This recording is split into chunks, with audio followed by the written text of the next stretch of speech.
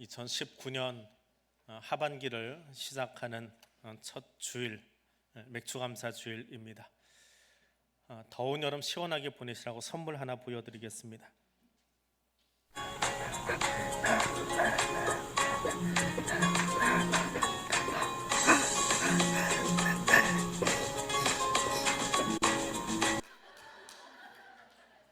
끝입니다.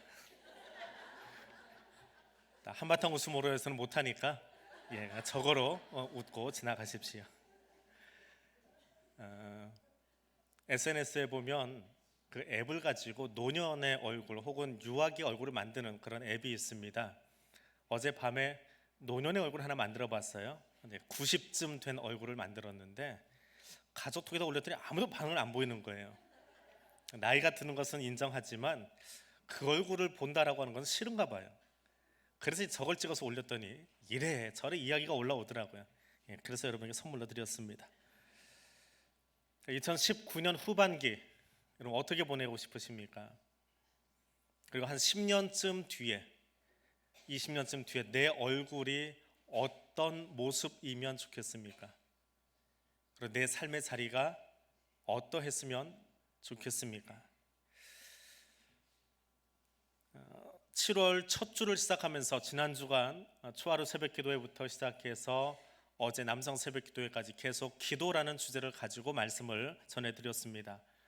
여름이 뜨거운데 그 뜨거운 여름을 이길 수 있을 만큼 뜨거운 기도의 열매들로 여러분의 삶의 자리를 채우고 구역회 방학이 끝나는 날 같이 모여서 구역에서 그 기도에 응답받은 열매들을 나누는 그런 시간이 되었으면 좋겠습니다 하고 한 주간 계속해서 메시지를 드렸습니다. 요즘처럼 아프고 힘든 일들이 많을 때에 우리가 기도하면서 기도의 모범으로 삼는 사람들이 몇 있습니다. 그 중에 한 사람 히스기야, 아플 때마다 생각나는 사람이지요. 누구는 15년을 연장받았다는데 나는 이 병만 나아도 좋겠습니다 라는 마음으로 히스기야를 떠올리고 또 그런 기도를 우리가 올리고 있습니다. 오늘 그 히스기야를 통해서 주시는 은혜들을 한 번 더 묵상해 보고자 합니다. 기도는 한 개인만이 아니라 민족과 열방을 바꾸는 그런 힘이 있습니다. 1991년에 구소련에서 독립한 카자흐스탄이라고 하는 나라가 있습니다. 그 나라가 2008년 11월 달에 종교의 자유를 심하게 억압하는 종교법 하나를 국회를 통과를 시킵니다. 카자흐스탄은 상원과 하원으로 되어 있는데 두 의회를 무난하게 통과하고 대통령의 재가만 기다리고 있었습니다. 법안이 통과되고 나니까 선교사들이 긴장을 합니다. 이거는 선교의 길이 완전히 막힐 수 있을 법한 그런 법안이 만들어졌기 때문에 그렇습니다. 그 법안에 의하면 교회를 세우려면, 그래서 정부 인가를 받으려면 50명 이상이 등록된 교회, 그 교회만 인정해 주겠다라고 말합니다. 우리 교회에서 50명 이상 하고 표현하면 사람들 반응이 그냥 그러려니 해요. 왜냐하면 청년부 하나만 가지고도 교회 세울 수 있기 때문에 그렇습니다. 근데 한국 교회를 들여다보면 50명이라고 하는 숫자가 굉장히 많은 숫자입니다. 우리 교회 규모가 얼마나 되는 것 같습니까? 우리끼리 둘러보면 뭐 그냥 고만고만 아직 자리가 빈자리가 있으니까 그런데 500명 이상 되는 교회가 한국 전체의 교회 중에 5%가 되지 않습니다. 중대형 교회로 들어가는 굉장히 큰 교회입니다. 그런 자부심 있으신가요? 이 근처에 천호동 안쪽에 워낙에 초대형 교회가 2개나 있기 때문에 그건 초대형이거든요. 그냥 일반 대형 교회가 아니고, 그러다 보니까 어깨 견줄 데가 없어가지고 작은 교회처럼 생각을 하는데 굉장히 큰 교회입니다. 근데 한국 교회를 들여다보면 교회를 설립할 때에 교회법에, 교단법에 세례교인 15명 이상이 되어야 교회 설립 허락이 납니다. 근데 그 15명이 안 되어서 몇 년째 기도처라는 이름으로 예배를 드리고 있는 곳이 수두룩합니다. 그리고 15명을 넘어서 교회를 세워도 그 교회가 재정 자립을 끝낼 때까지는 더 오랜 시간이 걸립니다. 50명, 제주 같은 경우는 50명이면 재정 자립이 끝나는 교회입니다. 굉장히 큰 숫자예요. 그런데 공산주의 국가에서 50명이 모여야 교회로 등록을 받아주겠다 하지 말라는 이야기이지요. 거기에 공산주의 국가들이 갖는 특징이 하나 있습니다. 18살 미만의 아이들은 예배를 드리기는 하되 부모의 동의서를 받아서 들고 나와라. 그러면 예배를 허락하겠다라고 말합니다. 18살 미만의 아이들이 신앙을 가슴에 담으면 죽을 때까지 안 버립니다. 그만큼 그 18살 이하의 아이들이 신앙생활하는 것이 소중합니다. 우리로 치면 고등부까지의 아이들이에요. 그래서 공산주의 사회에서는 법으로 대부분의 국가들이, 볼리비아도 중국도 북한도 법에는 18살까지는 포교 활동을 못하게 되어 있습니다.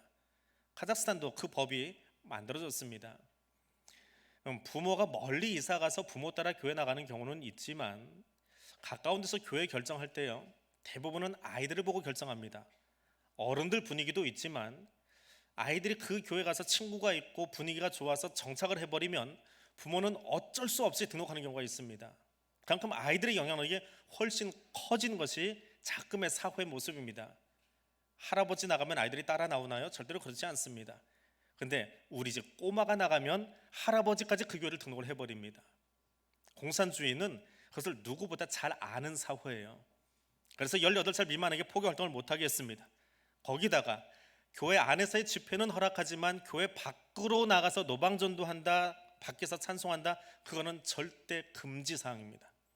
더불어서 선교사가 현지에서 열심히 양육하고 세워놓은 현지인 사역자라 할지라도 목사로서 활동을 하려면 정부의 허가를 받아야 합니다. 카자흐스탄 국민 중에 누가 기독교인 골수분자가 됐는지 확인해 내겠다라고 하는 장치지요. 선교사들이 난리가 났습니다.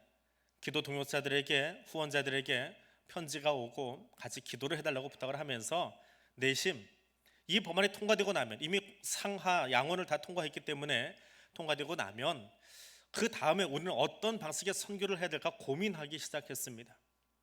그런데 이듬해 2009년 1월 달에 카자흐스탄 대통령이 이 법안을 헌법위원회로 이첩시켜 버렸습니다. 말도 안 되는 법이다, 국제사회에서 무슨 욕을 먹으려고 이렇게 만드냐 해서 소위 법안 폐기에 가깝게 이첩시켜 버렸습니다. 기도가 법을 마지막 결재권자인 대통령의 손에서 물리게 만들었지요. 물론 그렇다고 해서 카자흐스탄이 지금 선교의 자유, 종교의 자유를 갖고 있는 국가는 아닙니다.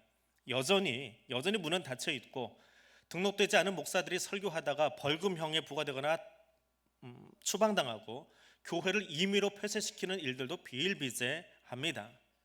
그런데 기도했더니 국회를 통과해 놓은 그 법안이 마지막 순간에 철폐되는 일을 하나님이 선교사들에게도 기도의 동역자들에게도 보여주신 큰 사건입니다. 기도할 때 우리에게는 희망이 있습니다. 이렇게 될 거야 라고 하는 소망이 있습니다. 그런데 그 기도가 응답받지 못해서 계속 되어질 때에, 지속되어질 때에 어디까지 인내하느냐, 그것은 참 어려운 일이 아닐 수 없습니다. 그래서 오스왈드 챔버스는 이렇게 말합니다. 기도 때문에 치러야 할 불편을 생각하지 말아라. 하나님은 당신을 기도하게 하기 위해서 모든 것을 희생하셨다라고 말합니다.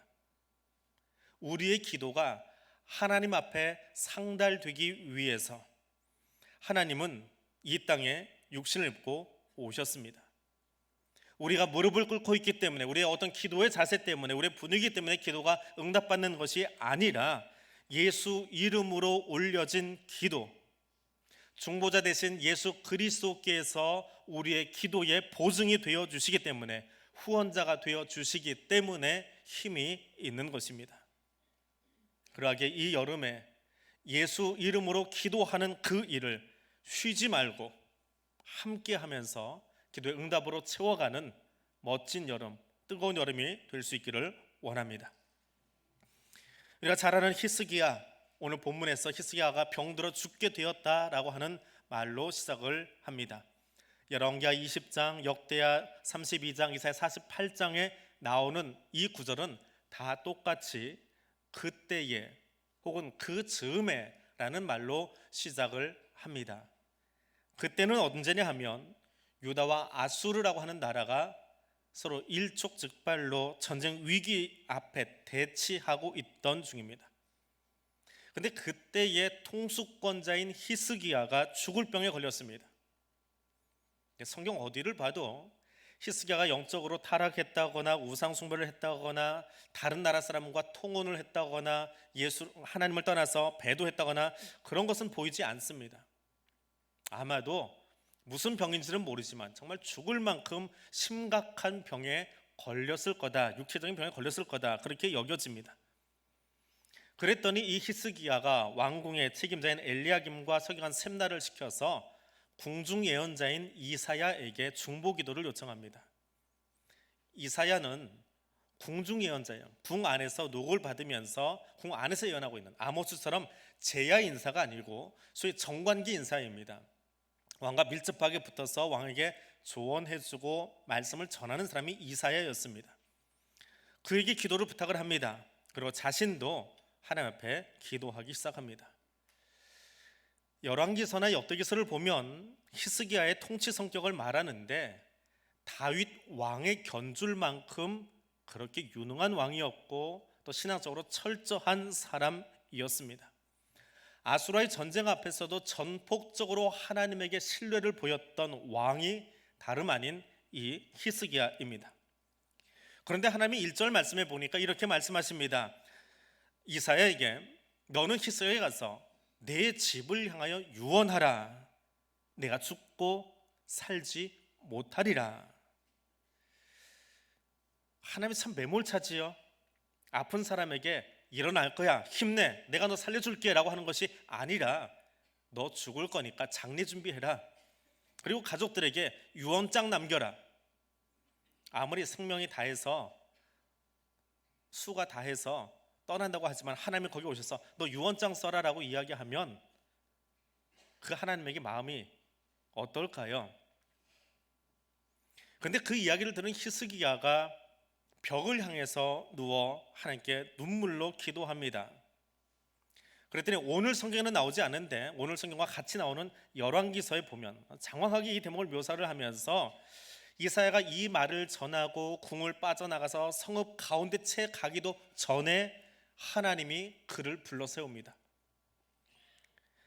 이사야를 통해서 히스기야에게 말하라고 합니다. 내가 너의 기도를 보았고 내 눈물을 보았다. 내가 내 수한에 15년을 더하고 너와 이 성을 아수르의 손에서 건져내겠고 내가 또 이 성을 보호하겠다. 그리고 그 징조로 해시계를 10도 뒤로 물려주겠다라고 말씀하십니다.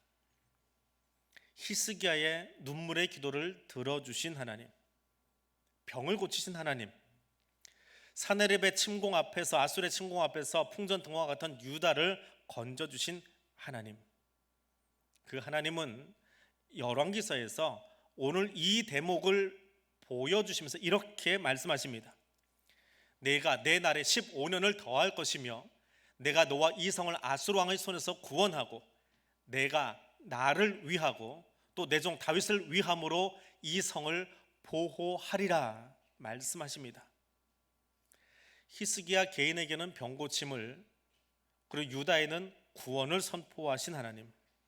근데 그 일이 자신을 위한 일이고 하나님이 일하셨음을 드러내기 위한 것이고 하나님의 영광을 위해서 치유하고 외적의 침입을 막아내셨다라고 분명하게 말씀하고 있습니다. 자, 히스기야가 덤으로 살게 된 15년, 벽을 향해서 기도함으로 죽을 병에서 노임받은, 개인적으로는 치유받고 회복된 이 사건. 하나님은 이 사건을 그렇게 작게 말하지 않으십니다. 하나님의 구속의 틀 안에서, 구원 역사의 틀 안에서 히스기야가 병이 나은 것을 보라고 말씀하고 계십니다. 히스기야가 그가 낳은 그리고 새롭게 살게 된 15년의 시간이 단지 기도했더니 병이 나았다라고 하는 그 작은 지극히 소극적인 해석만 가지고 히스기야를 바라보고 오늘 병이 나온 것을 바라본다면 우리는 하나님이 하고자 하는 메시지에 정말 작은 조족지혈 세 발의 피만 보거나 들은 것밖에 되지 않습니다. 기도의 응답으로 주어진 15년, 그 메시지는 무엇일까요? 하나님이 단지 우리의 간절한 기도에 병을 고치시는 하나님이시라면 그분은 의사일 뿐입니다. 우리 교회에서 처음으로 이 셔츠를 입었어요. 원래 집에 있던 건데 예전에 어떤 분이 이걸 선물로 주셔가지고 자세히 보시는지 모르겠는데 목회자들이 앞에 가운을 입고 나오면 여기 스토를 하나씩 걸칩니다. 교회력에 맞추어서 색상이 바뀌어요. 근데 가장 길게 하고 다니는 것이 이 녹색입니다. 굉장히 긴 시간 동안 이걸 하고 다녀요. 그래서 이 스톨색에 맞춰서 사실은 이 셔츠를 입게 돼 있어요. 누가 만들어놓은 법은 아니지만 이 셔츠를 만들 때 그렇게 만들었어요. 그래서 이 셔츠가 네 가지 색깔이 있습니다. 흰색, 초록색, 빨간색, 보라색, 그리고 한국 정세에 맞춰서 검정색이 하나 더 있어요. 장례식 때 입으라고. 절기력은 아니거든요. 그거는. 근데 일반적으로는 하얀색을 제일 무난하게 그냥 입고 다닙니다. 근데 이 스토리에 맞춰서 이 옷을 만드신 분의 의도를 따라간다면 초록색을 가장 많이 입고 다녀야 돼요. 근데 어떤 분이 이걸 선물을 주셔서 입고 교회를 갔는데 예배를 드리려고 그 교사는 찬양대와 같이 제가 입장을 해요. 그런데 뒤에 있던 찬양대원 하나가 목사님 오늘 수술하러 오셨어요? 점심 때 제가 이 가운 벗고 보면 지금 여기만 보여서 그런데요. 설교를 들어도 딴소리 많이 하시더라고. 이부 때도 뭐 제가 목에만 또 카라를 하고 온 줄 알고 옷 벗어보라고 하신 분도 있어요. 아무튼 이 가운 벗고 양복 상의 벗고 나서 보면 정말 수술복 입은 것 같은 느낌이 있어요. 저도 그런 생각을 그렇구나, 그럴 수 있구나. 그래서 그래요, 저는 메스는 안 들지만 영적 의사입니다. 그러고 웃으면서 넘어가는데 하나님이 병만 고치시는 분입니까? 병 고치시는 분은 맞아요. 그러나 그것이 하나님의 전부는 아니지요.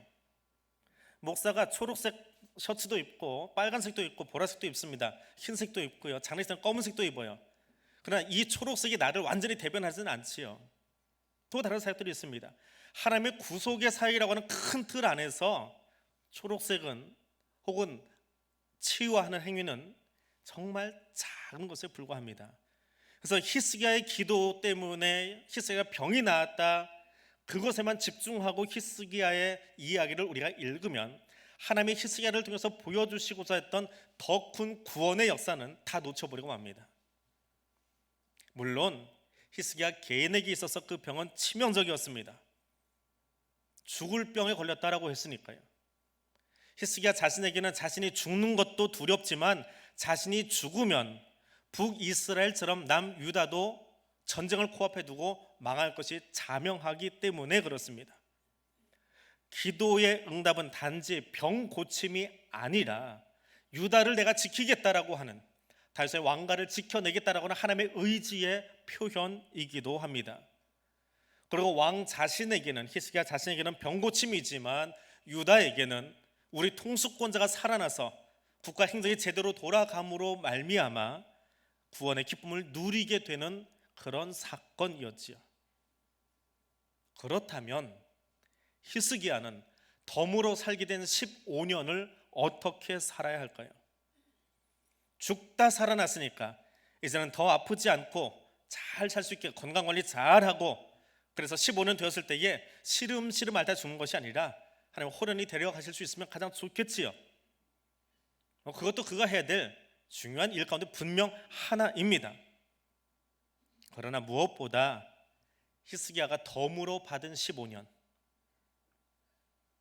자기는 죽을 병에 걸렸는데 새로 받은 15년의 보너스 인생, 그 인생을 하나님을 경외하고 하나님의 명령을 지키면서 그걸 증거하면서 살아가야 되지 않을까요? 15년의 매일 아침은 하나님이 오늘도 내게 호흡을 주셨구나라고 하는 은혜의 시간이 아닐까요? 상반기까지도 하나님이 잘 지켜주셨고 오늘 여기까지도 저와 여러분을 지켜주셨습니다. 근데 오늘 아침 잠자리에서 일어나면서 하나님이 이 아침 내게 호흡하게 하셨습니다. 이 호흡을 하나님의 영광을 위해서 아름답게 사용해 보겠습니다. 그렇게 눈을 뜨셨나요? 왜냐하면 이 아침은, 이 시간은 내게 허락하신 또 다른 은혜의 시간이기 때문에 그렇습니다. 히스기야는 덤으로 받은 그 15년을 어떻게 사용했습니까? 표면적으로는 히스기야가 아수를 물리침으로 말미암아서 주변에 있는 국가들에게 부러움과 두려움의 대상이 되었습니다. 왜냐하면 유다하고는 비교되지 않는 더 큰 북이스라엘이 아수르 제국에게 멸망당했는데, 그 나라를 무너뜨린 아수르가 그보다 자그마한 유다에 와서 패전하고 패전국이 되어 자기 나라로 돌아가 버렸으니까 말입니다. 얼마나 놀랍습니까? 주변 나라들 입장에서는 유다가 얼마나 기가 막히도록 이상한, 정말 놀라운 나라입니까? 그래서 한 사람이, 한 나라가 사자를 보내지요. 사신을 보냅니다. 바벨론이라고 하는 나라입니다. 바벨론은 아수르 제국 안에 있는 도시국가로 출발합니다. 이제 곧 아수르를 집어삼키고 그 다음 제국을 이루어갈 나라인데, 그때는 막 태동기예요. 그 태동기의 나라가 보니까 자그마한 나라가 내가 상대하는 아수르를 물리쳤어요. 벤치마킹 하고 싶지요. 국제정치 속에서 벤치마킹 하고 싶은 나라가 하나 생겼는데 그게 유다예요. 그래서 사신을 보낸 겁니다. 어떻게 하면 우리도 저 아수르를 넘어뜨리고 우리가 새 나라를 세울까 하는 그런 속내를 깔고 온, 사실은 정치적인 발걸음이었습니다.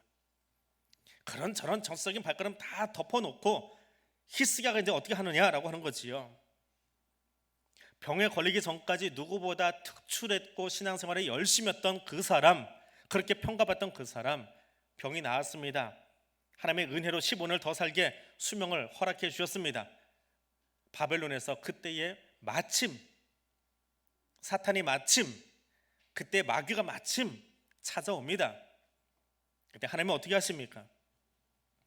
신명기 역사관에 의해서 역사를 기술하고 있는, 하나님의 법 테두리 안에서 역사를 기술하고 평가하고 있는 역대기 기자가 이 대목을 이렇게 썼습니다. 같은 세 본문 중에 역대기만 써놓은 본문입니다. 역대하 32장에 가니까 히스기야가 어떻게 하나 보시려고 하나님이 히스기야를 떠나 그의 심중에 있는 것을 알고자 하여 시험하셨더라, 테스트하셨더라. 제가 바로의 이야기를 할 때에 말씀드린 적 있지요. 바로가 강팍해 하셨다. 이 말은 하나님의 바로의 마음을 꼬아서 야 모세하고 싸워 충동시킨 것이 아니라 어떻게 했다고요? 하고 싶은 대로 해봐. 그리고 하나님이 그를 방치하신 거라고요. 하나님이 떠나가신 거라고요. 히스기야가 나라를 잘 다스리고 신앙생활 열심히 한 것은 그 안에 하나님의 영이 함께 있기 때문이에요. 그런데 바벨론의 사자가 찾아왔습니다. 병이 나았습니다. 그때의 히스기야가 어떻게 하나, 내 중심이 뭐냐 테스트 하시려고 하나님의 영이 떠나가셨어요. 그럼 히스기야는 자기 본심대로 행하는 겁니다. 사람의 본심은 뭐예요? 내가 지금까지 이 나라를 통치하면서 이만큼 궁궐을 세웠습니다. 내가 지금까지 나가서 전쟁을 치르면서 이 많은 전리품을 얻어왔습니다. 내가 이 성전을 이렇게 아름답게 꾸몄습니다. 전대미문에 이런 나라를 내가 세웠습니다. 바벨론 사자에게 자랑하고 있어요. 내가 했습니다. 결국 히스기야는 하나님께 영광 돌려야 될 그 자리에서 과거의 모든 치세와 자기가 했던 그 모든 일들, 병중에서 하나님을 의지했던 그 간절함은 어디로 가버리고 그 영성은 어디로 가버리고 다 스스로의 힘인 양, 다 내가 한 것인 양 자랑하고 보이기에 바빴습니다. 근데 우리는 히스기야의 이야기를 들으면서 병이 나은 뒤에 그렇게 자기 궁궐 다 보여주고 자기 몫으로 돌려서 하나님이 그를 버리셨다, 그래서 유다가 망했다라고 말하는데, 병이 나은 뒤에 자기 궁궐을 보여주고 자기 자랑한 것은 그의 인생에 이만큼밖에 되지 않아요. 자, 이 화면 보시지요. 열왕기하 21장 본문입니다. 므낫세가 왕이 될 때 나이가 12세라 예루살렘에서 55년 통치하니라.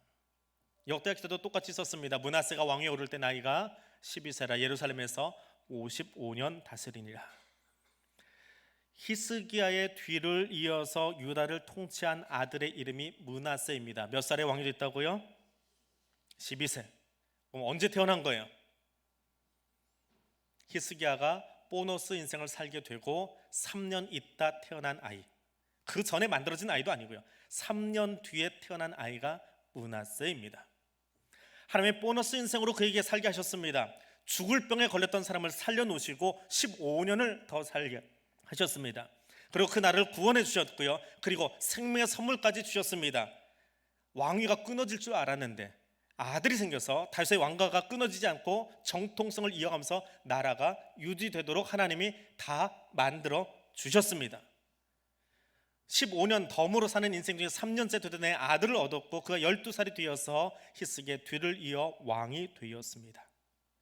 그런데 열왕기 기자나 역대기 기자나 모두 다 이 므낫세를 평가하면서 여호와 보시기에 악을 행하며 이방 사람의 가증한 일을 따라 행하며 아버지가 헐고 부순 산당과 우상을 다시 재건시킨 유다의 가장 악한 왕, 가장 나쁜 놈이라고 소개합니다. 덤으로 받은 15년, 기도의 응답으로 받았던 15년, 어떻게 살았습니까? 가장 악한 왕이 준비되는 15년이 되도록 살아간 것입니다. 자녀 교육에 실패한 것이지요. 자기는 어떻게 살았는지 모르지만 자녀 신앙 교육에는 실패했습니다. 나 하나 살기에 바빴습니다. 정말 히스기야 이야기를 읽으면서 안타까운 것은 열왕기하 마지막 본문에 그가 병이 나은 뒤에 마지막으로 하는 이야기가 있습니다. 하나님, 병 고쳐주신 거 감사해요. 그런데 나 죽을 때까지 더 이런 아픔 겪지 않게 해주세요. 한 번 이 병치를 보니까 너무 힘들어요. 그러니까 죽을 때까지 더는 아프지 않고 이렇게 그냥 좀 편안하게 살다가 그 내 대에는, 내가 살아있는 동안에 이 나라에 벌 내리지 마시고 지나간 뒤에 뭐 어찌 하시든지 간에 나 이렇게 살다 끝내게 해주세요. 자기밖에 몰라요. 덤의 인생 15년을 자기밖에 몰라요. 기도의 사람 되십시오. 그리고가 중요합니다. 기도하십니까? 기도의 응답 받으셨습니까? 기도하는 일도 중요하고 응답받는 것 더 감사하고 은혜의 시간 임에 분명합니다. 그러나 더 중요한 것은 기도 응답 받은 뒤의 삶입니다. 우리에게 응답해 주신 하나님은 그 응답 받은 시간을 살아가는 우리들을 바라보고 계십니다. 덤으로 살게 된 인생, 은혜로 살게 된 인생, 은총의 선물을 가지고 살아가는 그 시간을 어떻게 살아가고 있는가 보고 계십니다. 우리에게, 저와 여러분에게 영원한 생명을 선물로 주기 위해서 아들 예수 그리스도를 화목제물로 주셨던 하나님은 지금 내가 그 예수와 더불어서 어떤 삶을 살아가고 있는지 살펴보고 계십니다. 오늘 맥주 감사 주일입니다. 2019년의 하반기를 시작하는 첫 번째 주일입니다. 상반기에까지 살아온 것도 하나님의 은혜이고 지금까지 살아온 것도 더 크신 하나님의 은혜임을 우리는 압니다. 그리고 오늘도 이 아침 하나님 우리에게 호흡을 허락해 주셔서 이 아침 여기까지 달려 나올 수 있었습니다. 그리고 뜨거운 여름을 시작하면서 초하루 새벽 기도로부터 시작해서 어제 남성 새벽 기도회까지 기도하는 여름이 되자고 한 주간 계속하여 말씀드렸습니다. 더위를 이길 만큼 기도하십시오. 더위에 지지 말고 더위를 이길 만큼 기도하고 기도의 응답을 받으십시오. 그래서 그 기도의 응답을 모아서 구역연합회 때 말씀드린 것처럼 우리 개학하는 날 9월 첫 주간 첫 구역 예배 시간 구역 식구들이 다 같이 모여서 지난 방학 동안에 우리가 더위를 이기고 내가 더위를 이기고 내 개인에게, 내 가정에, 우리 교회와 우리 기업 가운데 하나님이 이런 응답을 주셨습니다. 간증하고 나눌 수 있는 시간 되실 수 있기를 바랍니다. 그리고 당부하기는 그 기도에 응답 받은 후에 덤으로 살게 된 여러분의 복의 시간들을 하나님께 영광 돌리며 나를 하나님 앞에 더 온전히 세울 뿐 아니라 더불어 나와 관계된 모든 사람들을, 나의 자녀들을 하나님의 사람으로 세워가는 그 일에 더 힘쓰실 수 있기를 원합니다. 덤의 인생 15년을 살았어도 55년 가장 최악의 왕을 양육했던 히스기야처럼 살지 말고 내게 주신 오늘의 시간을 우리의 자녀와 우리 다음 세대와 이 민족이 하나님 앞에 온전히 설 수 있도록 그래서 나를 통하여, 나와 관계된 사람들을 통하여 하나님의 영광이 드러낼 수 있도록 그렇게 살아갈 수 있는 하나님의 사람들 되시기를 바랍니다. 기도하겠습니다. 은혜의 하나님, 죽었던 우리들을 예수 그리스도의 십자가 은혜로 구속하여 주시고 영원한 생명을 선물로 주시며 주의 은혜의 날개 아래 품어주시니 감사드립니다. 이 기쁨과 이 감격을 오직 하나님의 은혜의 선물로 받았음에도 불구하고 의미 없는 15년을 살았던 히스기야처럼 살지 않게 하시고 다시 오실 주님을 기다리며 등불과 기름을 준비하던 지혜로운 다섯 처녀처럼 우리에게 주셨던 달란트를 다시금 계수하실 우리의 주인 되신 예수님을 기다리는 청지기로 살아가게 하옵소서.